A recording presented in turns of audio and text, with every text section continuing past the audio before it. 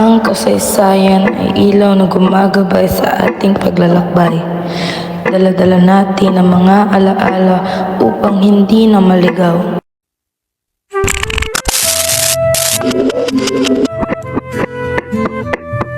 Sa bawat alaala ng kasaysayan, nakaukit ang mga aral na dapat pahalagahan ng bawat henerasyon.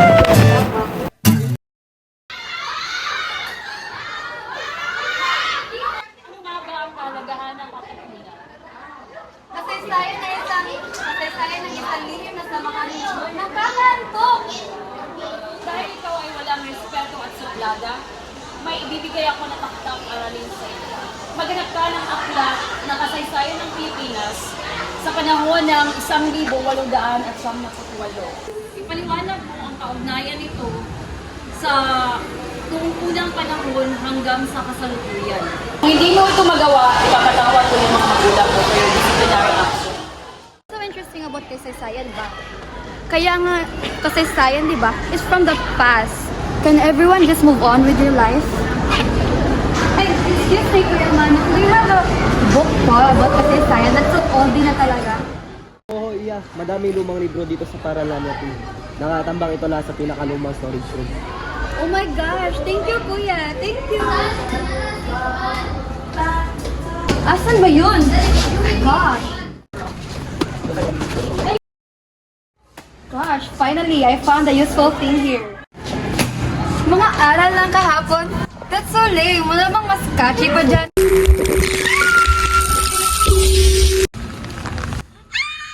Ano na? Ano mo ako? Ate, ate.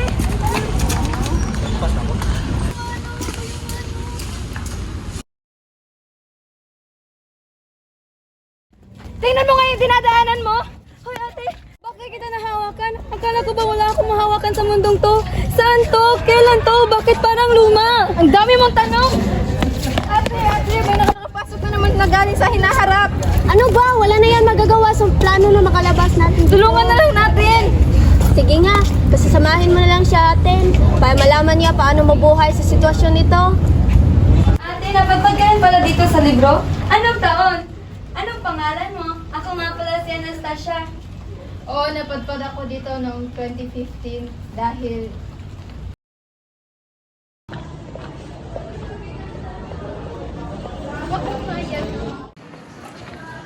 Uy, Amelia! Ganda-ganda naman ang bag mo! Scarlett! Scarlett, akin yan! Scarlett, ibalik mo yan!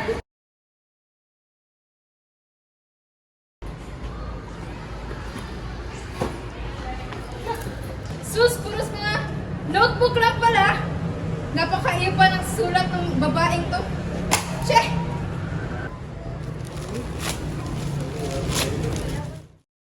Ano to? Mukhang luma na to ah.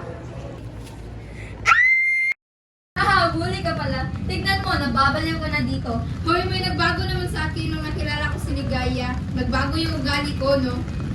Hindi ko to tinanong kanina kasi baka ma-insulto ka. Pero sino si Ligaya? Bakit may kakayahan siyang makipag-usap sa akin o makakita? Naintindihan kong marami kang tanong, pero si Ligaya ay parang isang pinagpalang tao. Pinagpalang makakita sa atin dahil siya ay totoong mamamayan noong 1898. Hoy! Kayo! Ano ba ang pinag-aabalangan niyo sa lubing ito? Kinikilala lang ang isa't isa, ate. Siya? Sino siya? Ano pangalan niya? At saan siya galing? Siya si Anna. Paano ka napadpad dito? Ito kasi yun. Tabi!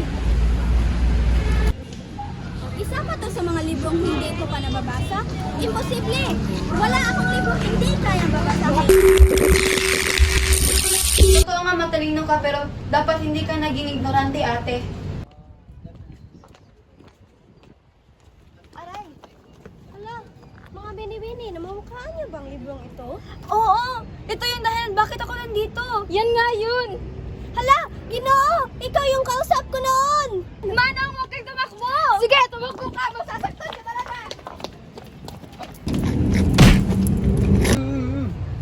Hoy, Kuya Manong! Ibalik mo na kami sa tao namin! Oo, tama kayo. Ako ang naglagay sa inyo sa librong ito. Ega! Yan! Yan ang dahilan kung bakit ko kayo pinasok. Tumapang-api, masyadong tamad, at masyadong mataas ang tingin nyo sa inyong sarili. Kaya kung gusto nyo bang makalabas pa, basahin nyo muna yung nasa huling pahina. Ang kamatayan ni Ligaya? Anong ibig mong sabihin? Kailangan nyo mabago ang tadhana ni Ligaya. Kung hindi, hindi na kayo makakalabas pa. Unti-unti masusunog ang libro. Kasabay nun, magdadami ang tao makakita sa inyo. Tandaan nyo, buhay ni Ligaya at buhay nyo ang nakasalalay dito. Huling pa pala, nang babaguhin nyo, malaking dulot iyon sa buhay at sa hinaharap. Sino yun? Siya si Mang Eduardo Rivera. Siya ang nakakuha sa puso ng pangalan na anak ni Don Diego at Doña Soledad na si Binibining Maria Villanueva. Hingkat araw-araw kang susulatan, ipagpapaalam ka.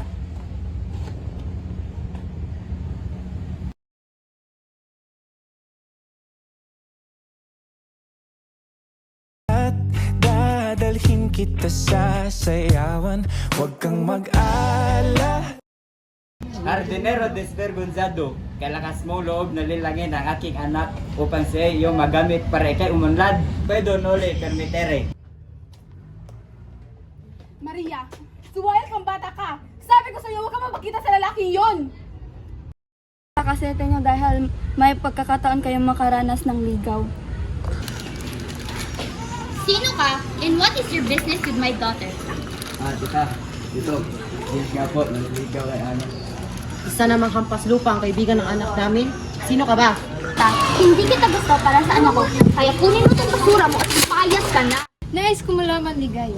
Ilang taon na ba si Maria? Si Binibining Maria ay 18 na, habang si Eduardo ay 19.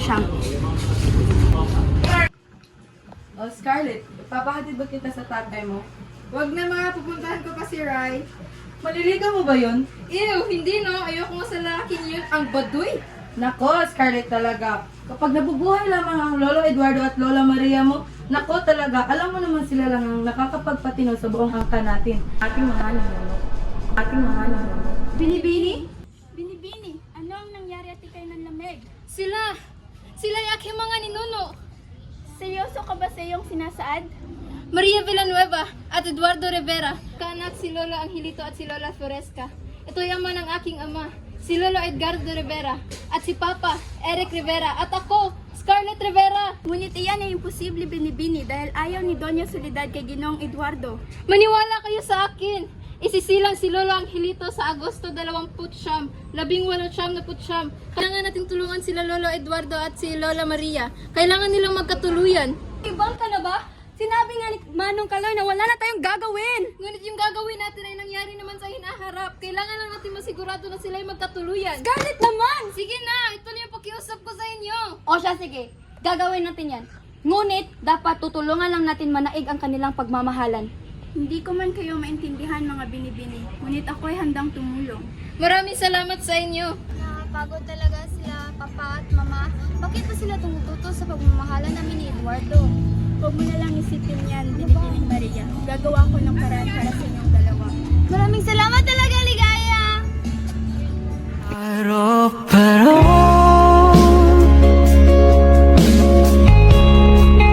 kay ganda ang pagmasdan. Paro-paro, hiwag kang taglay ng anino, kainin ng labi. Mga Binibini, saan kayo galing ng ganitong oras? Kami ay nagpapahinga lamang sa asyenda. Ng ganitong oras? Hindi ko alam na parte pala ng trabaho mo ang makialam sa aking mga ginagawa sa buhay. Halika na, Ligaya, punta na tayo sa silid ko. Bini, naghihinala ng iyong manmatang iyong patulong na si Linda. Panira talaga ng araw yung lusidang kutserang yon. Nako talaga, pag siya talaga sumira sa plano natin. Ligaya! Nakikiusap ako sa iyo! Parang awa mo na! Itong salubin ay kailangan mo talaga ipahiwatig sa kanya! Binibini, tumayo ka yan. Siya, sige. Tutulungan kita. Sa pagtulog ng lahat ay pupunta tayo sa inyong hasyenda malapit sa Maylawa. Dahan-dahan kayo ng plan, Binibini. Baka matilisod at mapano ka pa. Bilisan mo! Oh, kanina pa siya naghihintay doon! Huwag kang mag-alala dahil may nagbabantay doon.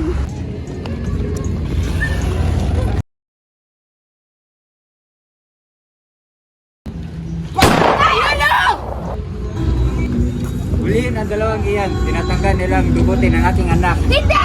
Hindi yan totoo!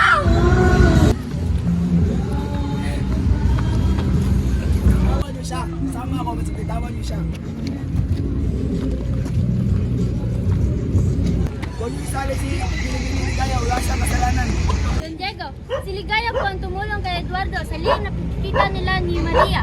Ngayon, ikulong ako kitong iyan. Pakawalan niyo na kami, Ginoo. Wala naman kami kasalanan na ginawa. Tumahimik ka!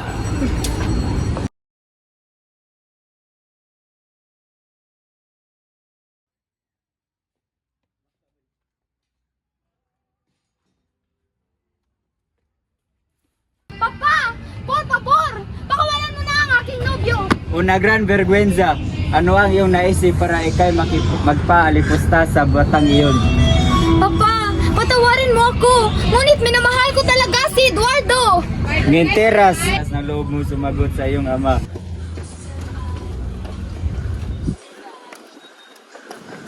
Anong kaguluhan ito? Lucinda, ano ang nagaganap? Dudukutin po sana ni Eduardo at Ligaya si Binibining Maria. Buti na lamang po at nakita ko sila. Si Ligaya po ang may balak ng lahat ng ito. Kung ganon, nararapat lamang na sila ay hatawan ng parusang kamatayan. Hindi maaari! Kailangan natin puntahan si Ligaya. Kailangan natin siyang tulungan. Kailangan natin silang tulungan. Tara! Ina, ako ang nangungaawa sa iyo. Pakinggan mo ako. Huwag mo pakinggan ang mga inulat na babaeng yan. Mawawa ko, Ina. Ngunit, Binibini. Tumahimik ka, Lucinda! Masyado ka pakialamera. Gumagawa ka pa ng mga storyang walang katotohanan. Tumahimik ka! Hindi ka naman pinalaking ganyan ka rebelyosa, Maria. Lucinda, dalhin mo siya sa kanyang silid at huwag na huwag mo siyang hayaang lumabas.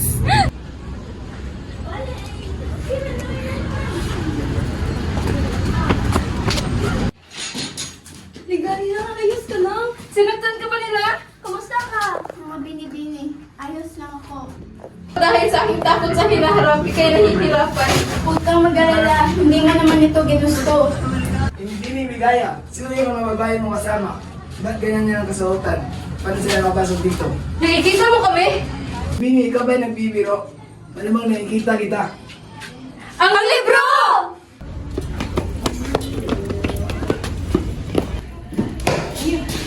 Sino kayo at paano kayo nakapasok dito? Nakikita mo kami? Kayo ba ay niloloko ako? Paumanhin, ngunit lang gulat na kami dahil nagkakayahan kang makita kami gaya ng iyong nobyo. Kilala niyo si Eduardo? Kami ay kaibigan ni Ligaya at ang nagtulong sa inyo ni Eduardo noon. Akala ko nasisiraan na siya ng bait dahil nagsasalita mag-isa. O baka ako na rin ay nasisiraan ng bait. Hindi ka nasisiraan ng bait. Totoo kami. Galing kami sa inaharap kaya ganito ang aming kasuotan. At ako ay magiging apo niyo ni Lolo Eduardo. Kaya ako kayo tinulungan dahil sa inyo at kay Ligaya nakasalalay ang aking buhay. Hindi ko man maunawaan, ngunit wala na akong ibang mahihingian ng tulong. Tulungan niyo ako. Kung matay si Ligaya ay hindi na kami makakabalik sa aming panahon. Mamayang 3:00 ng hapon, may magaganap na pagtitipon at i-anunsyo nila sa buong San Lazaro na ibinintang nilang kasalanan kay Eduardo at Ligaya. Kailangan nating pumunta doon. Pero bago muna yan, dapat natin harapin ang libro. Kailangan na natin silang iligtas. Kaunting pahina na lang natitira sa libro. Samahan ko kayo mamaya sa bayan. Kahit paano ka namin dadalhin doon kung maski sa labas ng iyong silid ay pinagbabawalan ka? Sa bintanang yan, kaya ko lumabas dyan. Sige na nga, kay tigas ng iyong ulo. Pero bago tayo umalis, kunin niyo muna yung mga ito. Palit kayo. Mga kababayan, makinig kayong lahat. Silang dalawa, tinatanta nilang dukutin ang aking anak na kaisisa at si Maria. Subalit hindi ba ito labag sa batas at kailangan nilang maparusahan? Kami ay babalik dito sa loob ng 3 araw upang sila ipipilan ng buhay sa harap niyong lahat. Upang maging saksi kayo at malaman niyo kung ano ang kabayaran ng malaking kasalanan.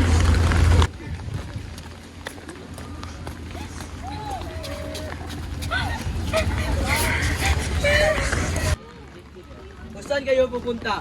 You're seriously going to stop us? Don't you know who we are? This lowlife really doesn't know who we are? Maybe you want us to report you if you don't let us in. Oh, nasalita kayo ng wikang English? Pamanhin, si. Oh, teka lang, nahihiya ako. Bilisan nyo, tatakas namin kayo! Bilisan nyo, takbo! Bilis! Bilis! Bilis! Bilis!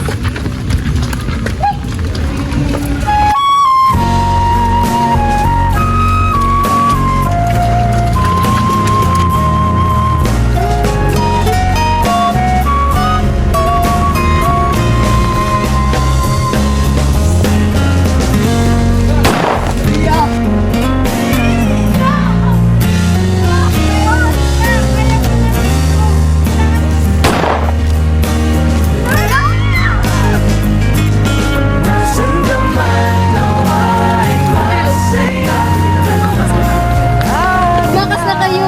Iligtas yung mga sarili niyo at naway magtagumpay kayo at makabalik kayo sa inyong panahon. Ngunit paano ka? Okay lang ako. Titigilan ko sila makahabol sa inyo kaya tumakas na kayo!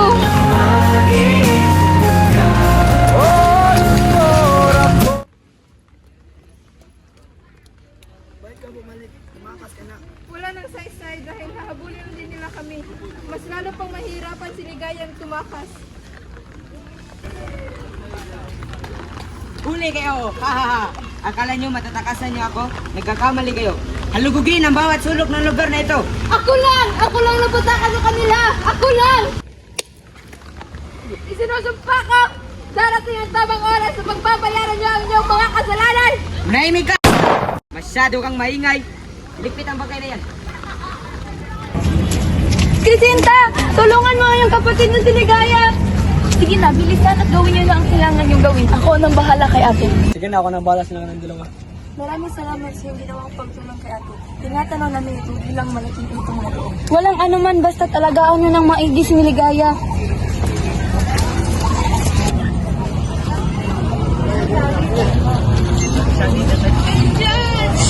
Hindi matitinag ng pangako na kalakala sa kanilang sakripisyo, sapagkat sa bawat pintig ng ating puso, naroon sila mga bayani ng kasaysayan, ilaw ng kasalukuyan.